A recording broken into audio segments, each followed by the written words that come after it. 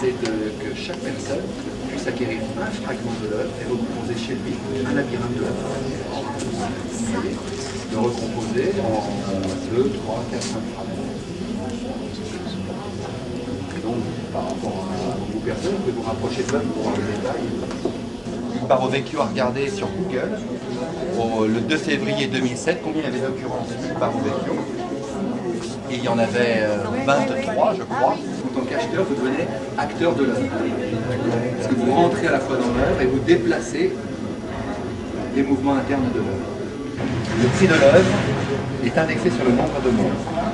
Donc plus il y a eu de morts, plus l'œuvre. Également une œuvre en évolution à laquelle vous pouvez participer. L'acheteur devient un acteur de l'œuvre. Je ne suis pas Luc Barovecchio, mais il est où alors Luc Barovecchio. Si quelqu'un a bleu, l'espèce de hérisson. Luc Barovecchio. Oui. Vous le connaissez, vous en avez entendu parler? Est-ce que vous avez déjà tapé son nom sur Google? Si quelqu'un a trouvé un prix, Si vous tapez le nom de Luc Barovecchio sur Google en 2007 par exemple, il y avait 23 occurrences Luc Barovecchio. Maintenant il y en a plusieurs milliers. Qui est Luc Barovecchio? C'est un trust, Luc Barovecchio, et donc vous êtes un porte-parole ou quelque chose comme ça. Moi je suis remplaçant professionnel en place professionnelle. Dans tous les moments où on ne peut pas être là, où il est une présence plus diffuse. En fait, vous le représentez à chaque fois. Moi j'aime beaucoup représenter Luc Barovecchio, c'est ce que je trouve que... Il n'est jamais là en fait. Ben, je trouve que ça correspond tout à fait à son œuvre, par exemple. Le fait que les acteurs soient des acheteurs, que les acheteurs soient des acteurs, qu'on puisse intervenir en tant qu'acheteur dans l'œuvre elle-même, c'est quand même une place qui est rare. Ça étant qui court, puisque en général, l'acheteur est consommateur d'art, là l'acheteur participe à l'évolution du tableau. Ben, c'est quand même des choses rares. Et puis le fait que chaque personne puisse composer son labyrinthe à domicile, c'est quand même aussi qu'il y a des possibilités, qu'il y a des nouvelles qui sont offertes, c'est pas tous les jours. Bon, cette œuvre-là est quand même assez sidérante aussi. Moi j'ai beaucoup d'admiration pour cette œuvre. Je la trouve à la fois plaisante et glaçante. Et là encore, vous pouvez l'acheter partout. Bon, bah, monsieur le représentant professionnel de Luc Barovecchio, merci pour cette intervention. Merci beaucoup. Vous pouvez laisser peut-être vos coordonnées si vous voulez avoir des informations sur le livre. Alors maintenant, le juste prix du travail, après le coût de la vie, le juste prix du travail. Donc si vous commencez à rentrer vraiment dans l'intimité de l'œuvre de Luc Barovecchio, vous pouvez aussi avoir une carte de fidélité à 25 € qui vous permet d'acheter plus cher les œuvres. Alors aussi, vous savez, bon, quel est le prix des œuvres, quelle est la valeur des productions artistiques, quelle est la valeur d'un artiste, la cote d'un artiste. Et je me demandais pour, par exemple, le genre d'œuvre ou les cadeaux, comme c'est une démarche inscrite d'un art économique, Oui. je me demandais du coup, est-ce que vous attachez, l'artiste s'attache peut-être moins à l'aspect esthétique, ce qu'on peut appeler l'aspect esthétique. Est-ce que ça compte? Est-ce qu'il a une démarche esthétique derrière? C'est une démarche esthétique, mais c'est-à-dire c'est à la fois esthétique et critique. Et je peux vous donner aussi son site.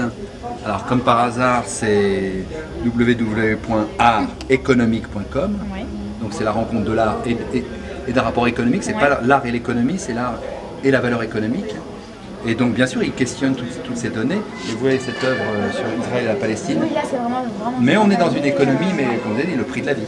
Ouais. Donc le prix des choses, le prix du stand, le prix de la représentation, le prix en même temps une sorte de prix aussi du vide, puisqu'il offre un espace à des artistes à occuper librement, avec une tractation, une proposition. Il y a toujours une offre et une demande, mais en même temps ce n'est pas que monétaire. Le côté émotionnel n'est absolument pas évacué.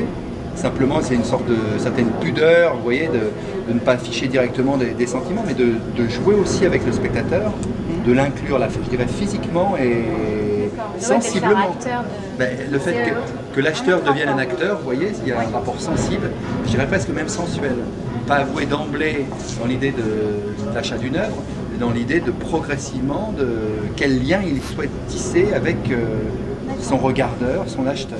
Donc, je vais vous laisser la carte de Luc Barovecchio, arteconomique.com. Donc il y a tout un site très bien fait, très bien structuré, avec toute une série de vidéos. Vous pouvez voir les œuvres J'ai eu beaucoup de plaisir à mener cette opération de remplacement.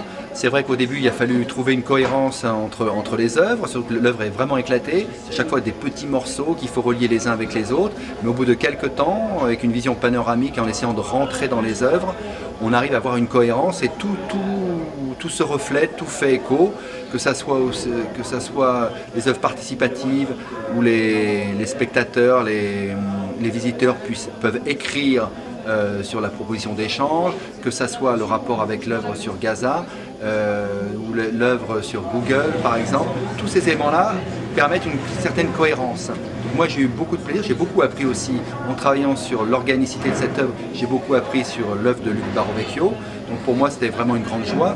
Le ressenti des spectateurs, le fait d'avoir affaire à un remplaçant professionnel et pas avoir affaire directement à Luc Barovecchio, je pense que c'était vraiment un bon outil de médiation. Ça a créé du plaisir, de l'amusement, de l'écoute, puisque j'ai tenté de m'adresser à tous, de faire partager ce message, que les gens rentrent dans l'œuvre. C'est vrai que n'étant pas l'artiste lui-même, n'étant que son remplaçant, moi je n'ai aucun complexe à essayer d'articuler, de penser, de réfléchir et d'exposer l'œuvre à tous les visiteurs. Mon temps était 100% disponible pour l'œuvre de Luc Barovecchio et donc j'essaie de faire partager mon ressenti et aussi le fil conducteur de cette œuvre aux spectateurs. J'ai vu que beaucoup de gens, grâce à ces explications, grâce à ce rapport personnel, ont vraiment une appréhension très forte et très sensible de ce travail. Voilà. Et donc j'ai aussi le plaisir de pousser à une vente quand même, qu'une vente puisse aboutir, ce qui est rare dans un salon comme ça où les gens se baladent, circulent. Donc voilà, je pense avoir, en tant que secrétaire général de l'agence R, apporté une contribution à l'édifice de l'œuvre de Luc Barovecchio. Donc je pense que ce genre d'opération est renouvelable dans le temps et le rapport à l'économie bien sûr concerne l'agence internationale de remplacement et nous sommes vraiment heureux d'avoir acté aujourd'hui grâce à l'œuvre de Luc Barovecchio.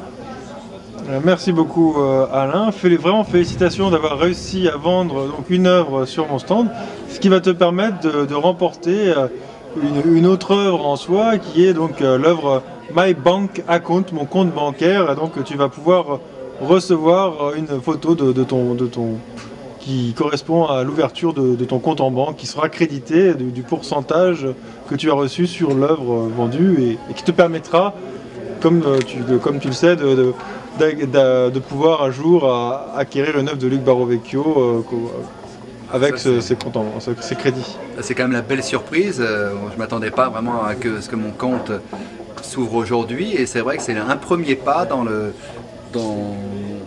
l'organicité de cette œuvre et le fait d'être partenaire, d'être maintenant repartir avec ce manifeste qui prouve vraiment la réalité de ce qu'on est en train de faire, aussi bien sur le plan de l'œuvre de Luc Barovecchio que les œuvres que nous essayons d'essayer de mettre en place dans la vie réelle avec l'Agence internationale de remplacement.